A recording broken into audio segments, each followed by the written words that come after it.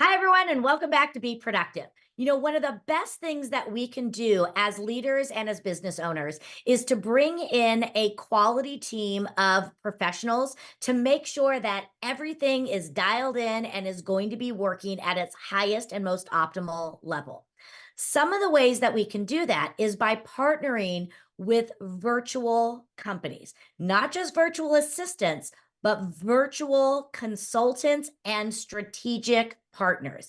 And what we're doing is talking about this from an information security standpoint. So I'm here today with my friend Greg Schaefer, and we are going to talk about how you can bring on a virtual chief information security officer to help you to gain insight on making sure you have the right information and that your information is protected at the highest level possible. So, Greg, welcome to the show. It's so great to have you here again. Great to be back, Clara. Thank you. So, tell us again, we're talking about a virtual chief information security officer or a vCISO. So, tell us a little bit about the primary roles that that individual has for an organization and a company. A virtual CISO takes on much of the roles and duties in some ways that a full-time chief information security officer would do, but a lot of times small and mid-sized businesses, they don't need to have a chief information security officer full-time. It can be very expensive, but they still need to have that high-level experience. So that means managing the risk-based information security program, leading all aspects of information security governance, those sorts of things that a CISO would do, or a CISO. Sometimes people pronounce it differently. But it's important to remember that unlike a chief information security officer full-time, a virtual CISO is a consultant. Now, they can recommend actions, but the business owns the security program and the risk.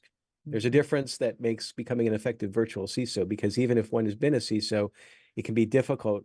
You won't be able to implement everything that you want to. So sometimes folks transitioning from being a CISO to a virtual CISO, they find that as a difficult stumbling point. You won't have a budget under your control, but you will have to understand what to focus on and sometimes what not to focus on based on understanding the culture of the organization, the needs of the organization. And ultimately, though, it comes down to the virtual CISO is a consultant for the organization. Yeah. I think some of the stumbling blocks and maybe some of the apprehension that people have is this concept of virtual. And they wonder, how is somebody remote going to be able to integrate with the existing structures that we have? So talk to us a little bit about how even somebody who's virtual can really be a strategic partner of yours and bring success to your organization.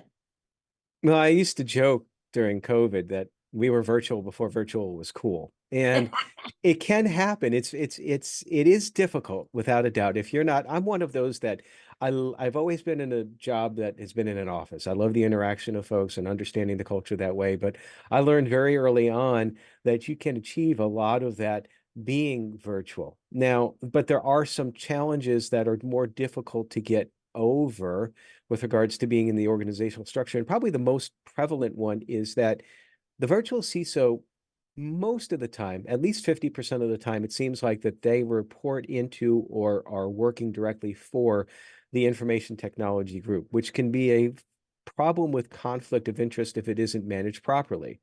I'll give one case, for example, where we were denied the access to review firewall rules with the organization saying that, well, our information technology department handles that. But there's a problem there. If you're the one who manages the firewall and reviews what you do, it is like the chicken guard or the fox guarding the hen house. Mhm. So, and we weren't able to continue with that client for that very reason, because we weren't able to build an effective security program.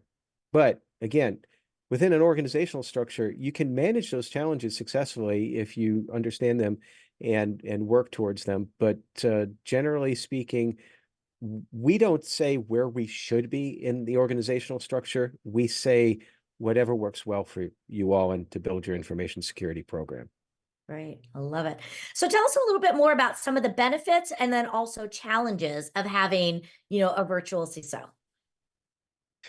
To understand this, we first have to understand that not all virtual CISOs are equal. Mm. It's a lucrative field, and it's become a lot more lucrative, and you have people that have jumped into it with only a few years of experience, never at the chief information security officer level, and yet offering up virtual CISO services, usually at a lower price. And you do truly get what you pay for, because these are folks that, like I've said before on this series, that the virtual CISO is selling not a product, not a technology. They're selling their experience and their skill set. And it takes years, even decades, to get to that point. So you really need to, if you're going to engage a virtual CISO, you need to understand what that skill set is, what they can offer.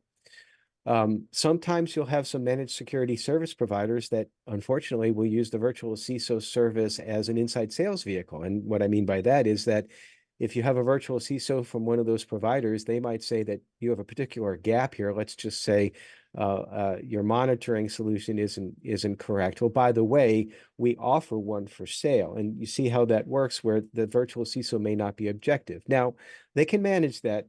A lot of MSPs do manage that effectively, but you need to be aware of where these conflict interests can handle. So you need to vet the virtual CISO. They should have Mhm. had experience at the CISO level. They should have a certification. The CISSP, the Certified Information Systems Security Professional, is sort of the recognized one in the land right now. Is best. It's the best one that can compare with like a CPA, although there is Okay. really no close comparison. Well, the benefits of having that qualified virtual CISO is that you'll gain that leadership experience. But since the virtual CISO is a consultant, there will always be challenges, as we mentioned, integrating with the Mhm. culture and the organization. The best way that a virtual CISO works for your organization is, number one, make sure that they're experienced. And number two, they become part of your team, because they really are part of your team at that point in time. They're not an outside entity. They're helping you build your security program. Yeah. What I think is one of the most important things for people to understand is that, again, in large corporations, they might be able to have this person on staff. But I think some of the smaller organizations, they miss the opportunity to protect themselves because they don't bring in a virtual person like you. And I think the question that they have is, do I need a full-time person, or how can I use a virtual one? And the only way to do that is to sit down and to talk with an expert like yourself. So if somebody is out there wondering what is going to be the best avenue for me to go down, talk to us about how people can reach out to you and talk with you a little bit more to learn about the services and maybe where they fall in the continuum. Go to our website at vcisoservices.com. There's a button on the top of the main page which says book an appointment or schedule an appointment. Click on that and you'll get 15 minutes on my calendar, and we can talk about anything with regards to the virtual CISO business, the landscape, your business, kind of help you give your some input as to whether or not you want to try to make that decision. I'd be happy to talk about that. You can also contact us some of the more old-fashioned ways. There is a contact us page on our website as well too. Or if you prefer phone, there's a phone number at the bottom of every page on that website. Beautiful. Well, again, for all of you that are following, make sure, we're talking about growing your team.